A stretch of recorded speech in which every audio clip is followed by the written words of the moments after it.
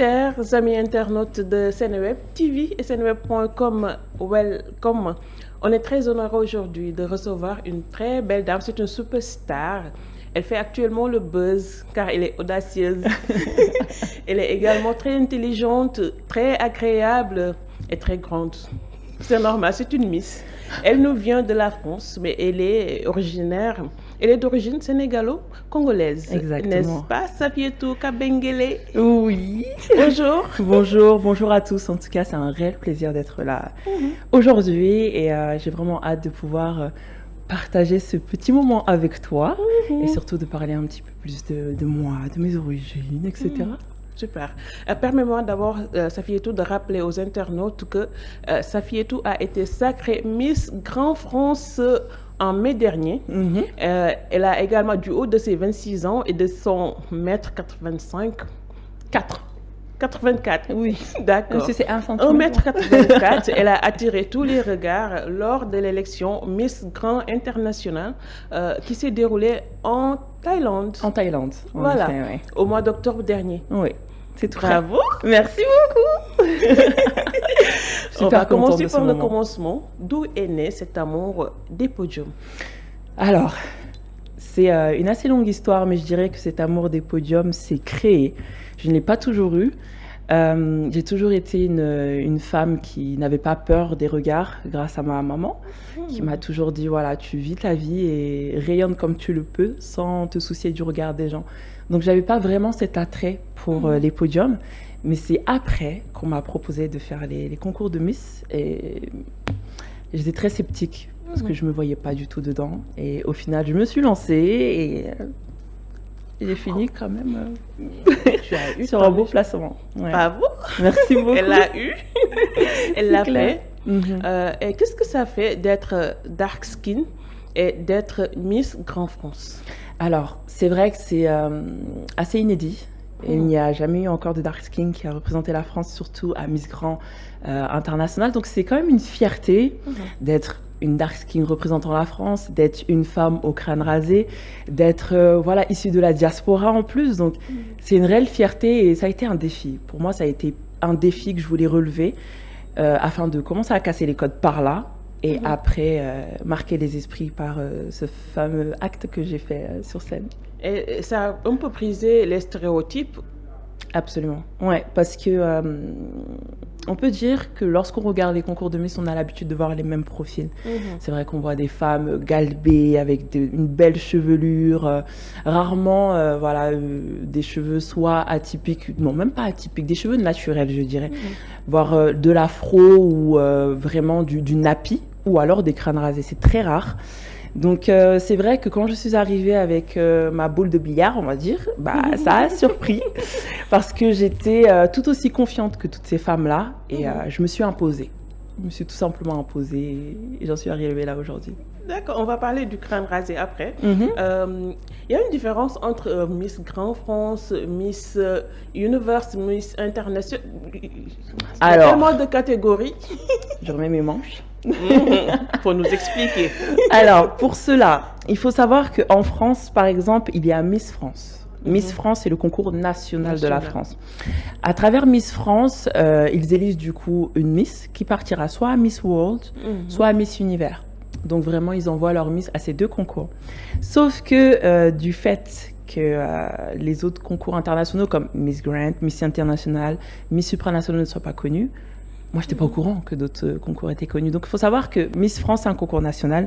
Miss Universe et Miss Grand International, c'est des concours internationaux. C'est-à-dire que pour ma part, j'ai été représentante de la France directement. Donc, j'ai représenté tout un pays. Et je me suis retrouvée en face de nanas qui venaient du monde entier.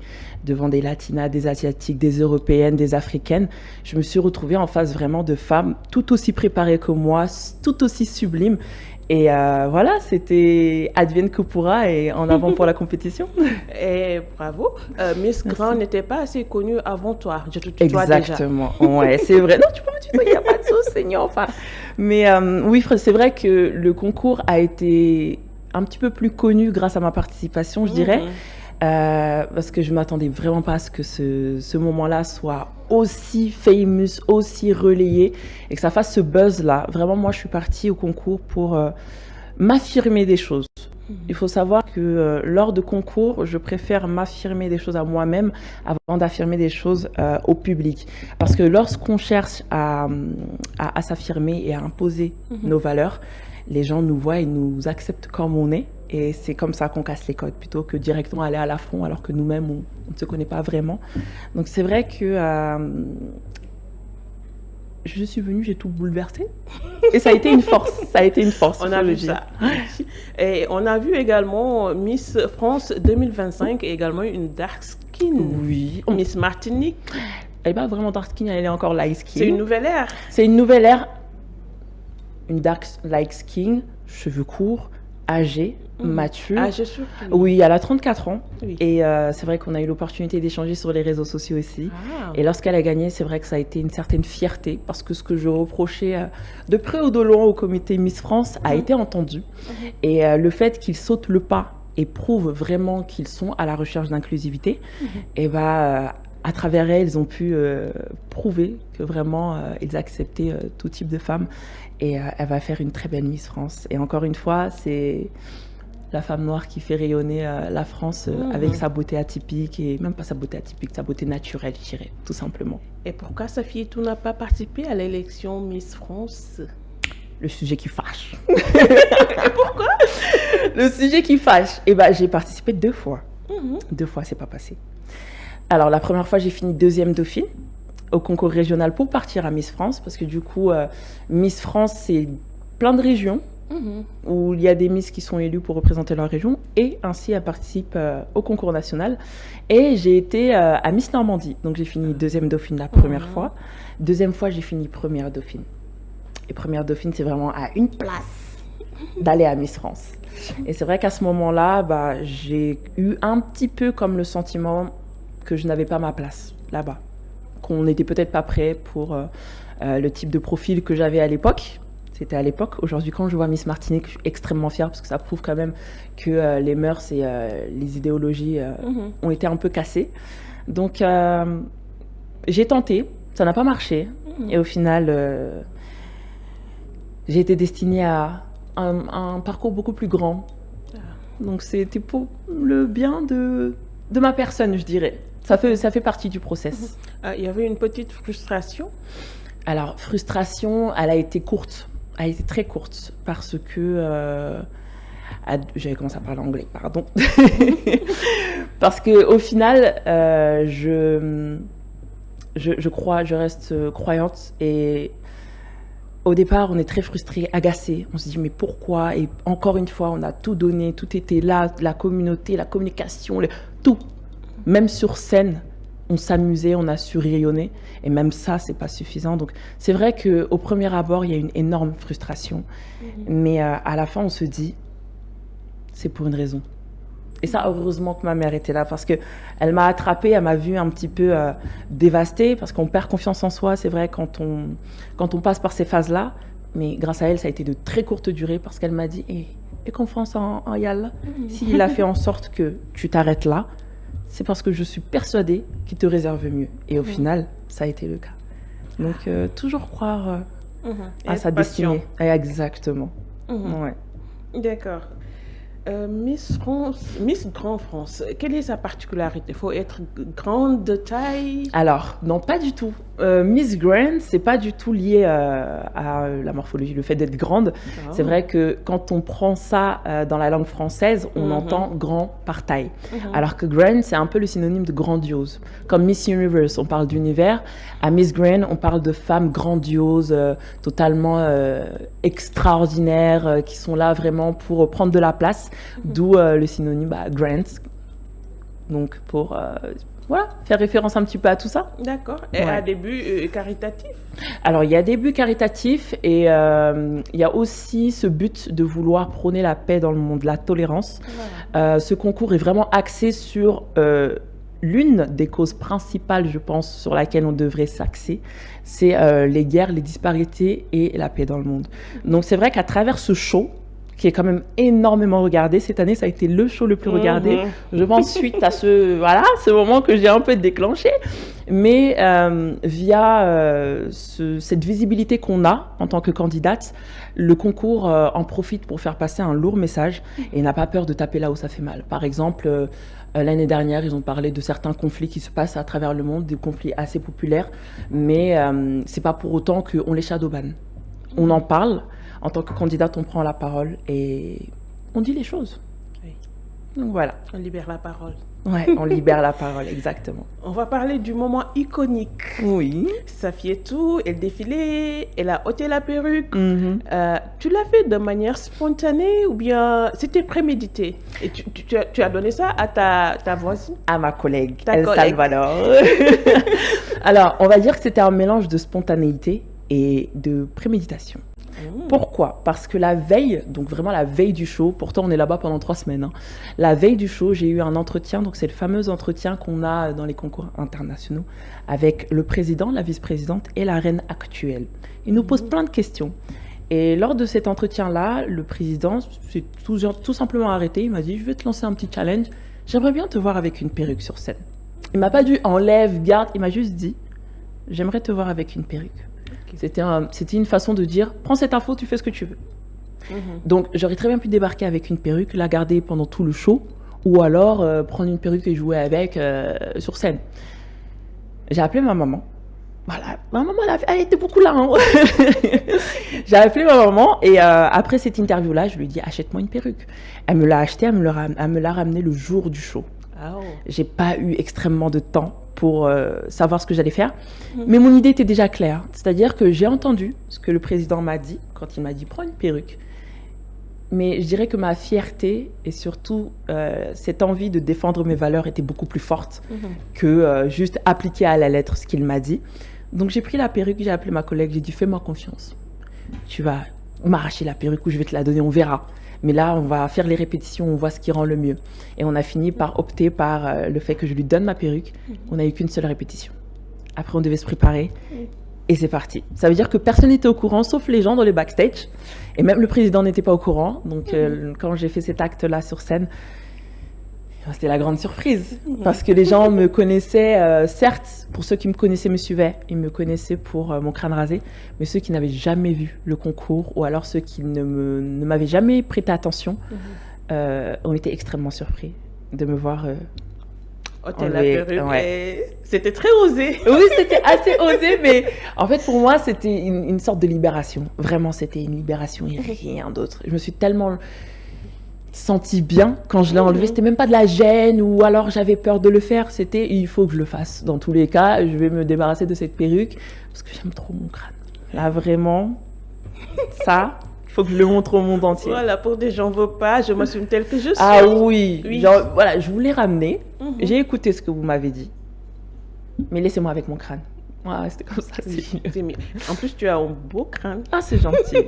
Merci beaucoup. Et ta collègue également, elle est très géniale. Ah oui. Vous êtes tout le temps comme ça, entre filles. Vous étiez au nombre de 75. 75, ouais. Et c'est pas toujours comme ça. C'était facile la cohabitation? Alors, on n'a pas le choix. Parce qu'on est jugé sur ça. On est jugé sur la cohabitation, sur le côté sisterhood, sur le fait d'accompagner, aider son prochain. Mais c'est pas toujours le cas. Ah oui. Ah non, ça reste une Famille, compétition. on comprend. Ouais. C'est une compétition. On est là quand même pour être en compétition. Donc bon.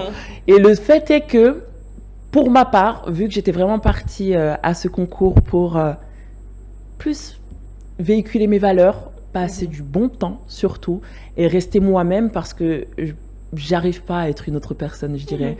C'est-à-dire même pour les caméras, je n'arrive pas à être très demure, très élégante tout le temps. Je peux l'être, attention. Je sais me comporter en fonction de mon environnement, mais je ne sais pas fake ma personnalité. Je ne sais pas, comment dirais-je, être cette image lisse qu'on demande d'être la majeure partie du temps. Et je pense que mon caractère et ma personnalité m'a fait avancer sur le top 5 de ce concours. Et ça a été souligné plusieurs fois par le comité et toutes les personnes qui nous ont suivis.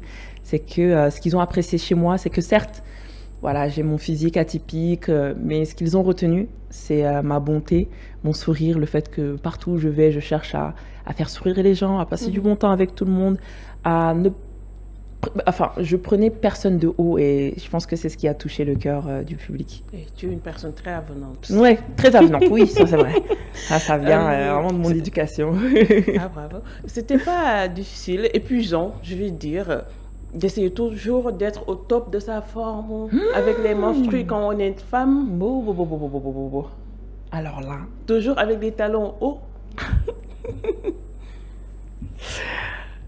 J'en parle, j'ai peur. Enfin, j'ai des frissons parce que c'est tellement dur. Mais tellement. On reste des femmes. On reste des femmes. C'est-à-dire que pendant la période de menstru, par exemple, il faut se taire.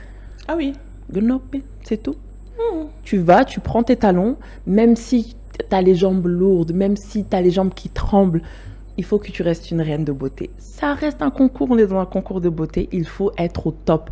Parce que, quoi qu'il en soit, même quand tu es élue reine de beauté, tu penses que les émissions vont repousser les plateaux juste parce que tu as tes menstrues?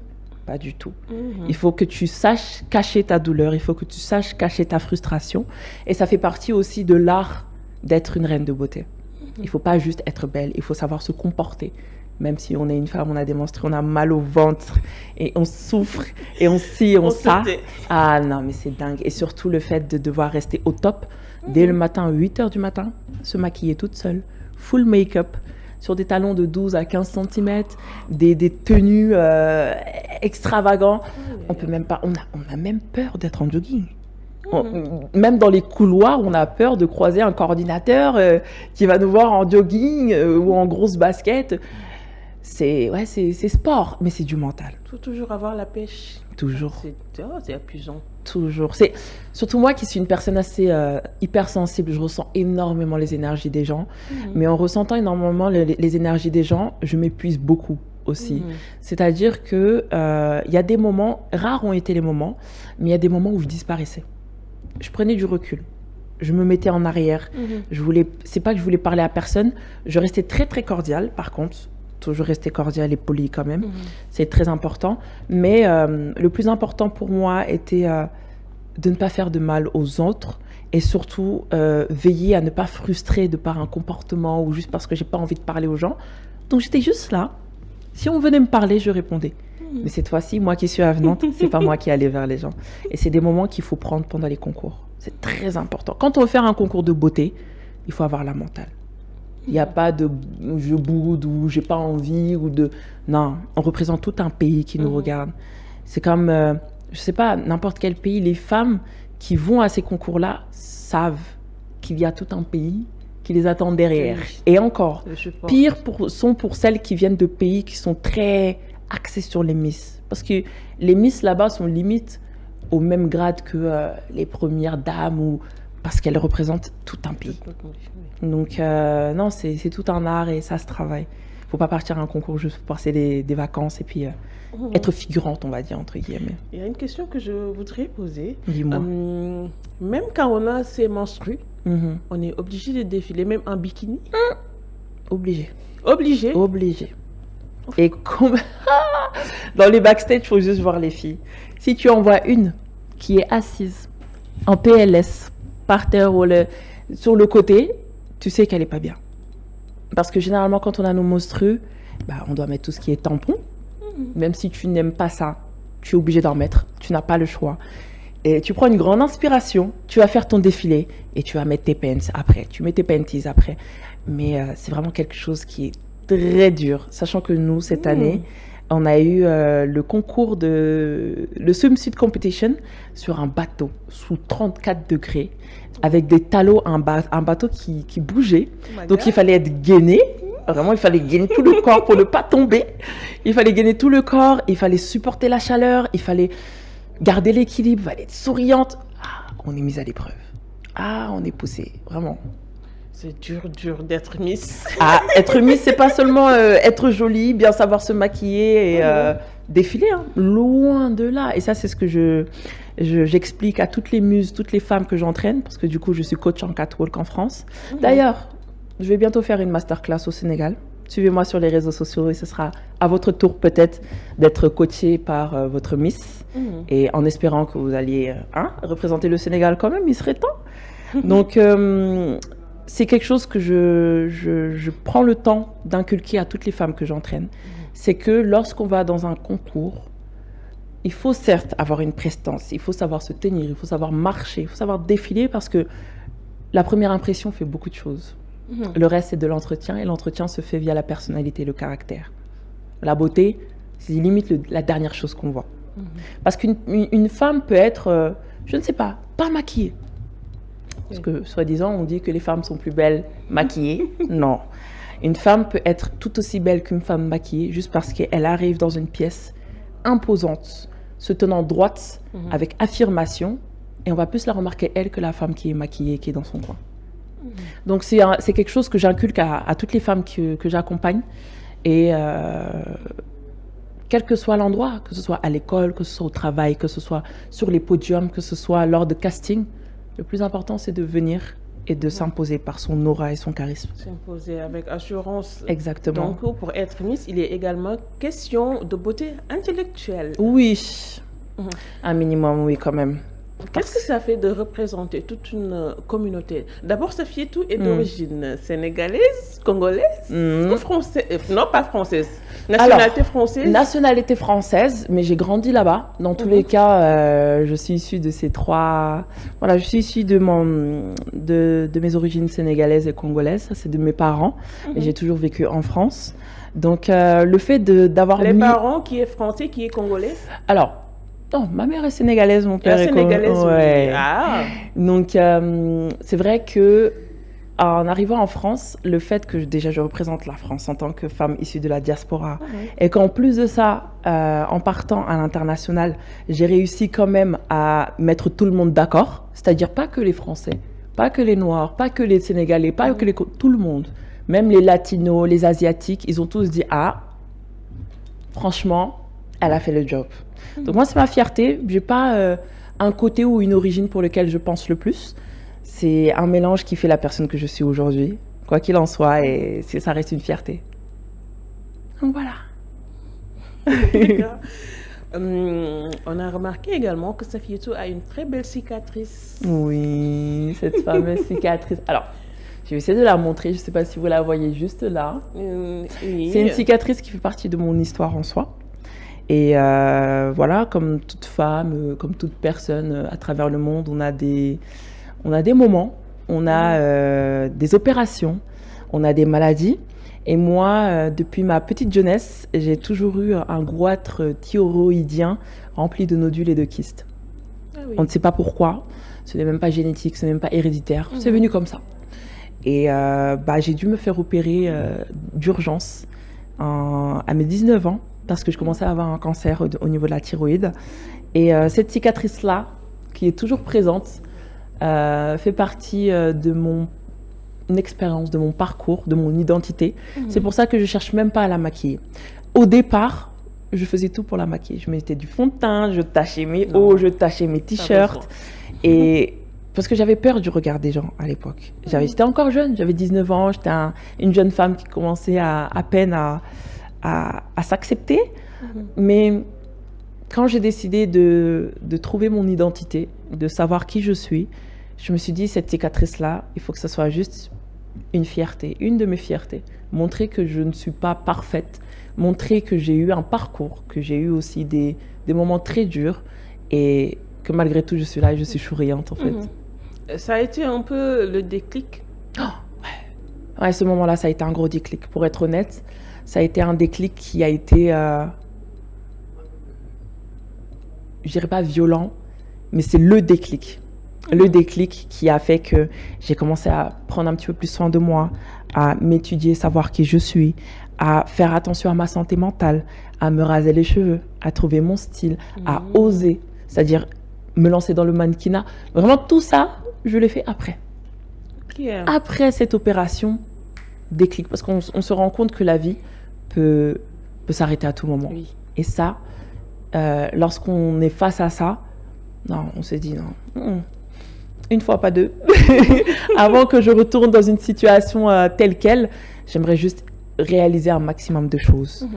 Et après, il y a le barna dans tous les cas. Yàlla baax na oui. Il n'y a pas à cacher ça. En plus, peut-être un message que tu voudrais faire passer. On a une association de thyroïdiens ici au Sénégal. Ah oui? Oui. Il faudra essayer peut-être d'entrer en contact avec eux. J'aimerais beaucoup entrer en contact avec eux et surtout si je peux même leur rendre visite. N'hésitez pas à me contacter sur mon Instagram. Ce sera avec plaisir que je passerai vous voir et que je vous partagerai mon expérience et essayer de faire des choses ensemble, en tout cas, Inch'Allah. Qu'est-ce qui se passait? Tu étais angoissée quand tu étais enfant, stressée? Parce que d'habitude, on dit que c'est à cause du stress. Il y a des choses dans la vie qui font que, en tant que jeune enfant, on a certains traumatismes, mais on ne s'en rend pas compte tout de suite. Et sur le temps, je ne saurais pas dire quel a été l'élément déclencheur. Je n'ai pas eu une vie toute clean non plus. Mais Dieu merci, j'ai été entourée de parents quand même qui étaient très,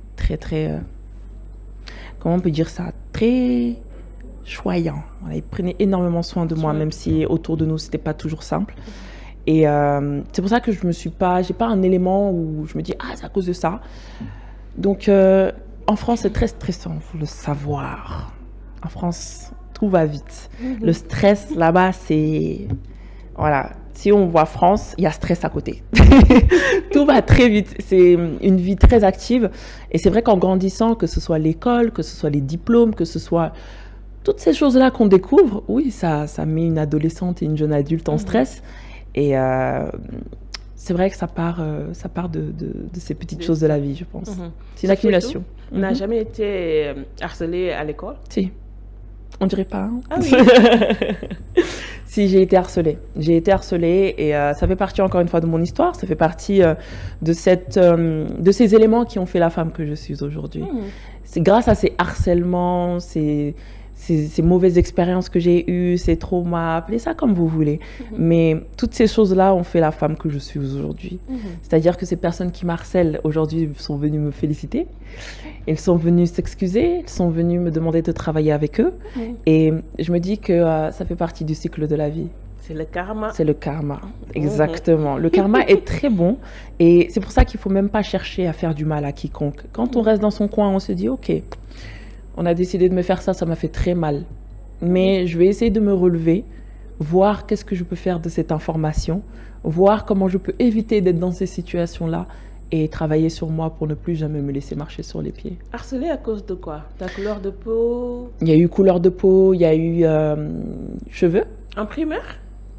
Non, collège. Collège, c'est le... Ah oui.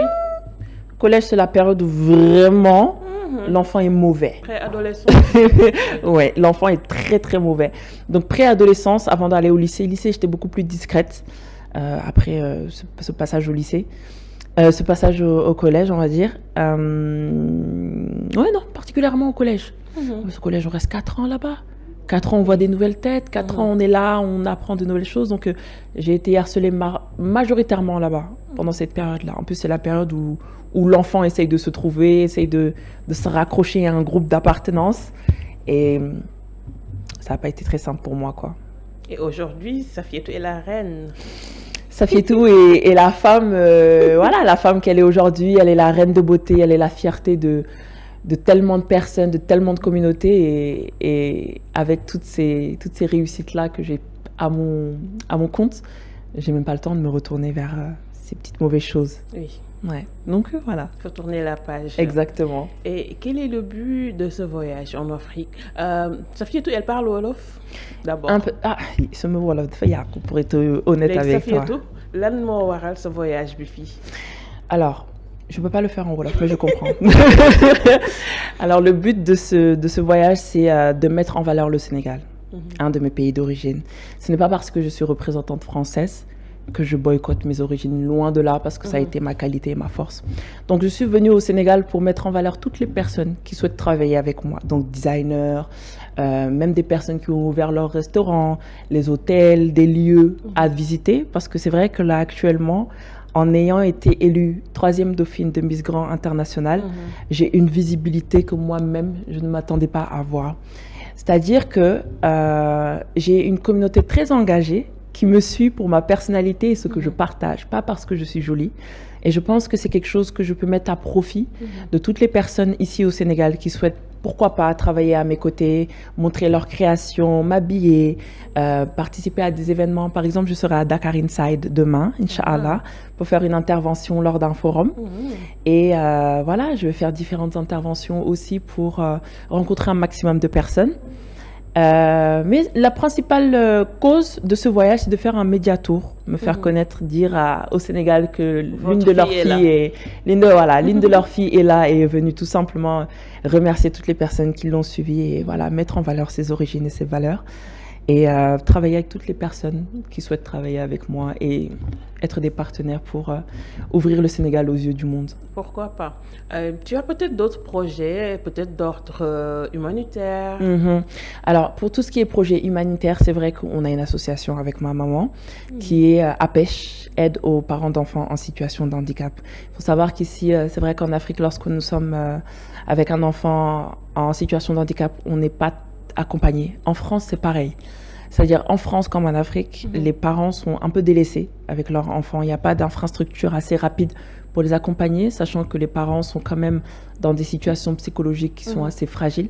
C'est beaucoup de charges, beaucoup de pression parce qu'on veut que le bien de l'enfant. Mais il y a énormément de choses qu'on doit mettre en place, auxquelles on ne s'attendait pas.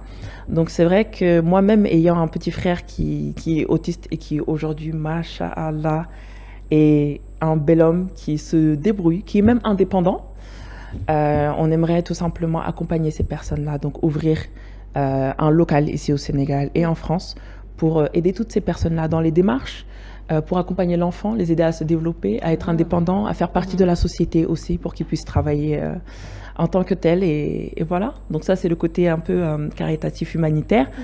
Et il y a énormément de choses. Moi, je suis le type de femme qui préfère garder un peu ses projets sous clos, si je peux dire ça comme ça. Et je débarque un peu pour choquer les gens.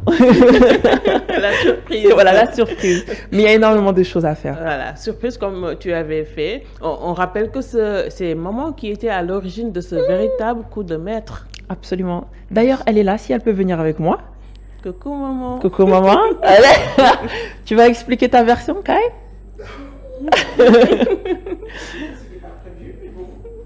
Il faut bien quand même une... Hein? On va remercier maman. Voilà. Tiens, Kai, installe-toi. Qu'est-ce que ça fait d'être maman de Sofietou? Bah écoutez, c'est une grande fierté déjà parce que je sais que c'est une fille qui est battante, qui a des valeurs et qui a quand même vécu des situations pas faciles. Et malgré ça, elle a su se relever, elle a su tracer sa route et puis croire en elle. C'est surtout ça qui est important. Mandal, voilà, kontaan naa si moom pour am doom bu mel ne moom parce que je sais que xale la boo xam ne ku am yar la, ku xam ay valeur am fu mu jugee, ku fonk ay waajuram, mais aussi ku bëgg ay origine am aussi. Voilà, te loolu valeur la yoo xam ne dama leen ko inculquer moom ak rakam. Parce que c'est pas parce que ñu ngi dund fële ñu ngi juddoo fële di màgg am seen vie foofu que dañuy fàtte seen origine. Parce que fii mooy lépp. Voilà, fii mooy lépp ñu ngi ak suñuy origine ñu ngi ak suñuy valeur ñu ngi ak suñuy tradition. Et puis man sama rôle sama liggéey mooy ma transmettre leen ko et puis ma fexe ba xale yi suba ñu xam fi ñu jógee mais aussi ñu garder ay valeurs yi nga xam ne man samay waajur moom lañ ma inculqué yow. Voilà, mais daal bon kii la daal jàmbaar la. Jàmbaar la lan mooy défaut am. dafa dëgër bopp. Mais aussi nit la koo xam ne xol bi dafa yaatu en fait. Et puis foog na ne ku mu gis rek war na la def comme boppam en fait. Elle est très très très sociable en fait. Et souvent elle a voilà nit la ko am yërmande si nit et souvent nit ñi dañuy profiter si baaxaayam ak yërmandeem parce que noonu la ko yàlla bindee te elle en souffre beaucoup et je sais que c'est souvent je la ramasse à la petite cuillère parce que je sais que xolam moo mel noonu mais aussi yar la boo xam ne dama ko yaree mooy lan respecter ñeneen ñi jox leen seen gëdd mais amal yërmande si nit parce que yàlla moo ñu sàkk ñun ñëpp te kenn xamul kan la mais côté boobu c'est vrai que des fois daf koy souffrir loo daf ci am ay déception yu bëri te ba léegi loo xam ne la dama ko ne il faut nga travailler dessus il faut nga jéem a liggéey pour passer au-dessus nga forger sa caractère pour ne pas te faire bouffer en fait parce que baax c'est très bien mais il faut pas non plus que ça te desserve parce que su yàggee mën na la détruire aussi voilà parce que ci àdduna bi ñu nekk léegi c'est vrai que xaw na compliqué mais je suis là pour veiller comme qui voilà c'est vraiment la base quoi. Merci maman pour le témoignage, on sent la complicité. Ñu rappeler Safietou, elle est partie en France bi moom quand elle a eu 1 an. Beneen question bi Safietou. Non. Ah. Non. Juste après 1 an. Non, juste après 1 an, on est juste parti en France. D'accord. Ok. L'autre question, Safietou, elle est mariée, célibataire, en couple. Mais pourquoi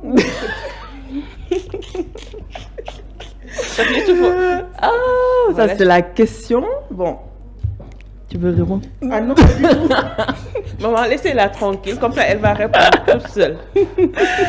Bon, pour être honnête, c'est vrai que Safietou, elle est en phase de construction de carrière. Donc, si un homme se présente et est à la hauteur pour l'accompagner, elle reste ouverte. Mais pour le moment, elle n'est pas focus sur ça. Quelqu'un qui va la hisser vers le haut. Exactement. D'accord. Voilà. Le dernier mot. Voilà. Le dernier mot, Safietou. Alors, dernier mot pour tout le monde. Je regardais la caméra. En tout cas, merci beaucoup de m'avoir suivi, de m'avoir soutenu. Je vois vos messages. Je vous vois sur TikTok, je vous vois sur Instagram. Merci beaucoup. Voilà. Maintenant, je suis... peut-être Miss Monde. Miss Monde. Ah, Miss Univers ou le Miss Monde? On ne sait pas. Peut-être. Tu vas participer? Je ne sais pas. Franchement, c'est pas dans mes projets. Là, mes projets, c'est vraiment même pourquoi pas de préparer les futures Miss et même pourquoi pas préparer des Miss au Sénégal pour qu'elles puissent bien briller sur les scènes internationales. Donc, je ne sais pas encore. En tout cas, il y a beaucoup de choses à faire et j'espère qu'on se rencontrera assez rapidement et qu'on fera beaucoup de choses, de très belles choses ensemble. N'hésitez pas à me contacter sur mes réseaux sociaux si vous souhaitez qu'on travaille ensemble. Donc voilà. Je suis très ravie d'avoir partagé ce plateau avec toi, Safietou, une personne très agréable. On se dit à bientôt. On se dit à très bientôt. Merci beaucoup pour l'invitation. Au revoir, à bientôt.